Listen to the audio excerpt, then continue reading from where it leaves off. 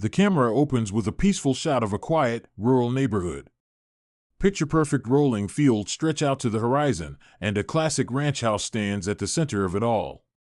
A calm breeze stirs the trees, and in the distance, the sound of hammering and drilling fills the air, signaling the construction of a new fence. The camera zooms in on the front yard, showing a large, sturdy fence beginning to take shape, blocking off the yard from the street. Narrator, with intensity picture this: you are minding your own business, doing something as simple as improving your property with a new fence. It's a peaceful, normal day, until suddenly, out of nowhere, a woman from the HOA, Homeowners Association, storms onto your property, furious about the fence you're building. Sounds like a typical HOA Karen moment, right? Well, you're in for a shock, because this isn't your average Karen encounter. This one has a twist that will leave you stunned. Cut to the woman, the Karen, standing on the sidewalk across from the property, her arms crossed, her face flushed red with anger. She starts yelling across the yard, shaking her finger at the worker building the fence. Narrator, building tension. This woman didn't just want to complain. She didn't want to have a civil conversation about rules or regulations. No, this Karen decided to escalate things to a whole new level. She was so furious about the fence that she pulled out her phone and started dialing 911, screaming that I was violating some made-up rule, completely losing it in a way only a Karen can. Cut to Karen pacing back and forth, her face a mixture of outrage and entitlement, shouting loudly. The camera cuts to a shot of the worker, trying to calm her down, but clearly overwhelmed by her escalating behavior. Narrator, building suspense now. It wasn't just the shouting. It wasn't just her claiming I was breaking some obscure neighborhood rule. No, she was calling 911 in a fit of rage, saying that I was somehow creating a safety hazard, that I was breaking the law. As if building a fence could possibly warrant an emergency response. Cut to the phone call, where Karen's voice is a mix of panic and fury. She's repeating her story, not realizing the full gravity of what she's doing. Narrator, with a hint of sarcasm now. Normally, you'd think calling 911 would be for a real emergency. But Karen wasn't about to let some facts get in the way of her drama. She's yelling about zoning violations and public safety, with no understanding of the law. But there was one tiny detail she didn't know. I'm the sheriff. Cut to a shot of the man, the narrator, calm and collected, working on the fence in his jeans and t-shirt.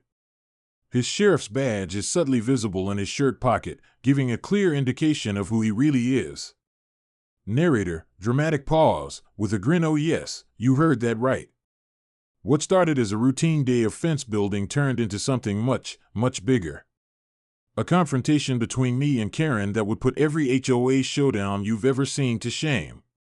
The camera zooms in on the narrator as he steps away from his work, brushing his hands off, and walks calmly toward Karen, who is still standing across the street, phone in hand. The camera follows his confident stride, with the faint sound of his boots hitting the gravel path. As he walks closer, the camera captures the expression on Karen's face, the smug certainty that she's about to be heard. Narrator, with a grin. And you know what? I didn't walk over there with anger or frustration. I didn't need to. Instead, I calmly walked over, introduced myself, and said, I'm the sheriff. Can I help you with something? Cut to Karen's face, which immediately drops as she hears those words. Her eyes widen, and her hand drops from the phone, stunned by the revelation. The camera lingers on her reaction, capturing her shock. Narrator, smiling now, let me tell you, Karen wasn't prepared for that. Not in the slightest. She thought she was calling the authorities to take me down, but the only thing she got was a very uncomfortable moment of realization. The woman who thought she was in control suddenly found herself standing face to face with the very law she was so eager to bring down. The camera captures Karen's awkward shuffle, clearly caught off guard. She stammers and tries to recover, but her previous confidence is nowhere to be found. The camera cuts to the narrator, who remains calm, watching her with an almost amused expression. Narrator, chuckling softly. I'm sure Karen didn't expect that twist. In a split second, her anger turned into confusion. And let me tell you, there's nothing more satisfying than seeing someone who thought they were the one in charge realize they were totally out of their depth. Cut to Karen backpedaling, trying to apologize, but her words are rushed and disjointed as she stumbles over her explanation for why she called 911 in the first place. Her face is flushed with embarrassment as she tries to save face. Narrator, with a smirk, the best part? She was still trying to argue about the fence, even after everything came to light. But now, the tone of the conversation had completely shifted. Karen wasn't the authority here anymore, I was. And the look on her face when she realized that was priceless. Cut to a wide shot of the street, where Karen is slowly walking away, her shoulders hunched and her head down, trying to retreat from the situation. Meanwhile, the narrator returns to his work on the fence, shaking his head with a smile, continuing on with the task at hand as if nothing had ever happened. Narrator, laughing softly, so, there you have it. A simple fence installation turned into a lesson in humility for one very entitled neighbor. And let me tell you, Karen definitely learned a valuable lesson that day: never mess with the sheriff. The camera cuts back to the narrator finishing up the fence, still smiling, as the peaceful neighborhood returns to normal. Cut to a shot of the man, the narrator, walking toward the camera, looking calm, his sheriff's badge gleaming in the sunlight as he casually strolls to the new fence line. Behind him, we see Karen pacing angrily at the edge of the street, her arms flailing as she yells into the air. Narrator, calm yet firm. It all started when I decided to put up a new fence along my property.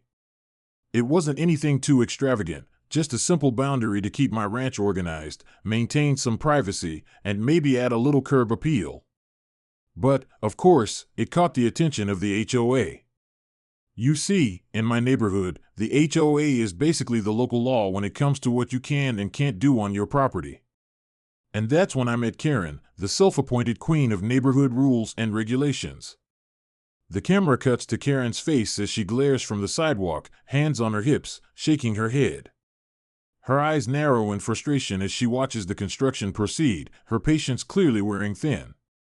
Narrator, with a subtle chuckle now, at first, I thought she was just going to be one of those neighbors who pops by, maybe knocks on the door, and politely asks if I could lower the fence a bit or change the color to match the neighborhood aesthetics. But no, Karen had bigger plans. She wasn't interested in compromise or even a civil discussion. She marched right up to me, pointing at the new fence like it was some kind of criminal act. Cut to a shot of Karen, marching towards the narrator, her finger stabbing at the air in frustration. The camera focuses on her furious face as she begins to speak, her voice escalating in volume. Narrator, with an eye roll, she started shouting about zoning laws, property lines, and how I was breaking every single HOA rule in the book. Now, I don't know if you've ever been on the receiving end of an HOA Karen rant, but let me tell you, they have an impressive ability to rattle off rules and regulations they barely understand themselves. The camera zooms in on Karen, her voice now raised to a pitch that sounds almost hysterical. The narrator, unfazed, stands still, arms crossed, trying to listen patiently. His calm demeanor is in stark contrast to her frantic energy. Narrator, explaining. I tried to stay calm and explain the situation. I told her the fence was well within the bounds of local regulations, and I even had the permits to prove it. It was just a simple property boundary. Nothing illegal. But Karen wasn't hearing it. She didn't want to listen. She wasn't interested in facts or logic, she just wanted to make noise. Cut to Karen's face as she gets louder, her eyes darting around as she practically shakes with anger. She's clearly worked up and not open to reasoning.